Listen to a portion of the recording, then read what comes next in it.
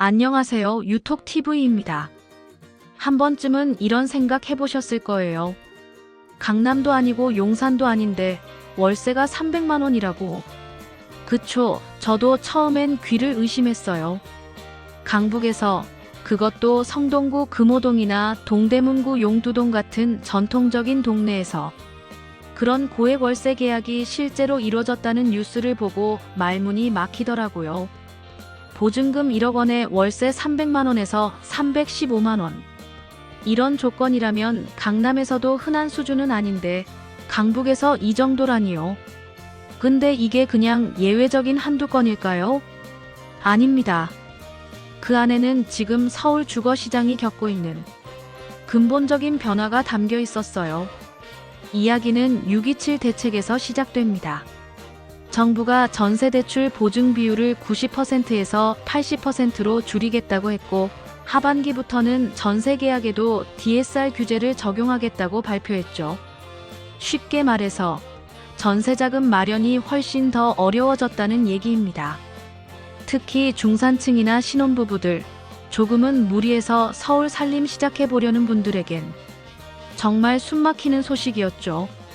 그 결과가 바로 월세의 증가입니다.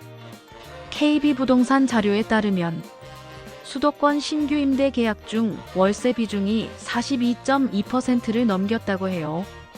20년 만에 최고치라고 하니 얼마나 전세에서 월세로 급속히 이동하고 있는지 단번에 느껴지시죠?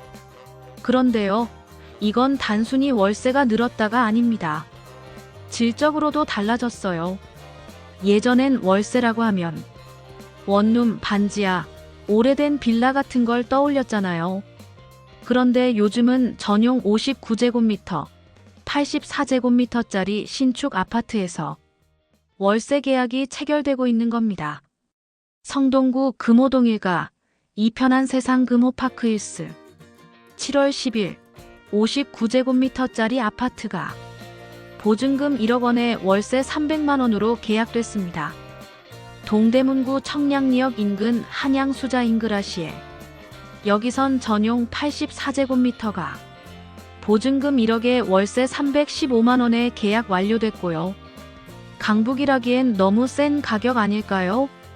예전 같으면 월세 300만 원을 매달 낼 바에야 보증금 조금만 더 보태서 전세로 들어가 살 수 있었는데 지금은 그마저도 꿈같은 얘기가 되어버렸습니다. 이게 단지 2건 정도로 끝날 이야기면 좋겠지만 문제는 비슷한 사례들이 노원구, 은평구, 중랑구 같은 지역에서도 나오고 있다는 겁니다. 왜 이렇게까지 된 걸까요? 전세 대출이 막히니까. 집주인들은 어쩔 수 없이 전세 보증금을 낮췄고 그 대신 월세를 올렸습니다. 그리고 요즘은 현금 흐름이 필요한 집주인들도 많아요. 결국 시장은 전세 월세로 재편되고 있는 거죠. 이건 단순한 흐름이 아니라 서울 주거비 구조의 근본적인 전환입니다. 특히 지금 같은 시기엔 집값이 조금 내려간다고 해도 월세가 확 오르면 실제 부담은 줄어들지 않아요. 오히려 더 커지는 경우도 많습니다. 그래서 지금의 서울은 집값 이야기가 아니라 살아가는 비용 이야기로 바뀌고 있는 거예요. 이런 상황에서 사람들 마음은 또 얼마나 복잡할까요? 뉴스 댓글엔 이런 글들이 달렸습니다. 그걸 꼭 살아야 해요? 허세죠. 빌라 2억짜리 수두룩한데 왜? 서울 아니면 안 되나요? 이 짧은 문장들이 참 따끔하면서도 묵직하게 가슴을 치더라고요. 그래서 저도 생각해봤어요. 정말 신혼부부가 처음부터 30평대 아파트에서 시작해야 할까? 그게 무조건 좋은 삶일까? 어떤 분이 이렇게 쓰셨더라고요. 20평부터 시작하면 되죠. 꼭 30평이 정답은 아닙니다. 저도 빌라로 이사 갔어요. 주차장도 있고 너무 좋던데요. 이 말들, 솔직히 고개가 끄덕여졌습니다. 우린 너무 오랫동안 아파트 성공이라는 틀에 갇혀 살았어요. 그래서 빌라, 단독주택, 다세대는 뭔가 없는 사람의 선택처럼 느껴졌던 거죠. 하지만 지금은요, 그 시선이 바뀌고 있습니다. 서울 시내에도 조용하고 주차 잘 되고 인테리어도 깔끔하게 리모델링된 빌라 많아요. 실제로 거주 만족도 높은 곳도 많습니다. 그런데 우린 자꾸만 좋은 동네, 좋은 아파트에 마음을 빼앗기죠. 왜냐하면 허영심은 누구에게나 있으니까요. 저도 그래요. 하지만 지금은 허세 부릴 때가 아니라 형편을 지켜야 할 때입니다. 서울이 아니면 안 될까요? 그렇지도 않아요. 용인 구성역 근처 3억 아파트, 수서까지 SRT 타면 13분입니다. 하남, 광명, 남양주, 화성. 수도권 교통망 정말 촘촘해졌어요. 서울보다 더 쾌적하고 더 실속 있는 지역이 오히려 수도권일 수 있습니다. 아이 키우기 좋고 층간소음 적고 초등학교 옆에 공원까지 넓게 들어선 곳들. 이제는 살기 좋은 곳이라는 기준 자체를 바꿔야 할 때예요. 그렇다면 다시 돌아와서 월세 300만 원 정말 가능한 일일까요? 한 부동산 전문가가 이런 말했어요. 월세 300이면 전세 7억에서 8억 수준이에요. 그 돈이면 집 사는 게 낫죠. 맞는 말입니다. 그 정도 월세는 일반 서민들이 감당할 수 있는 수준이 아니에요. 실제로는 그런 계약, 극소수의 고가 단지에서나 일어나는 예외적 사례에 불과해요. 그런데 마치 서울 전체가 그런 분위기인 것처럼 보도하면 사람들 불안하게 만들려는 거죠. 이래서 선동기사 조심해야 합니다. 라는 댓글 정말 공감됐어요.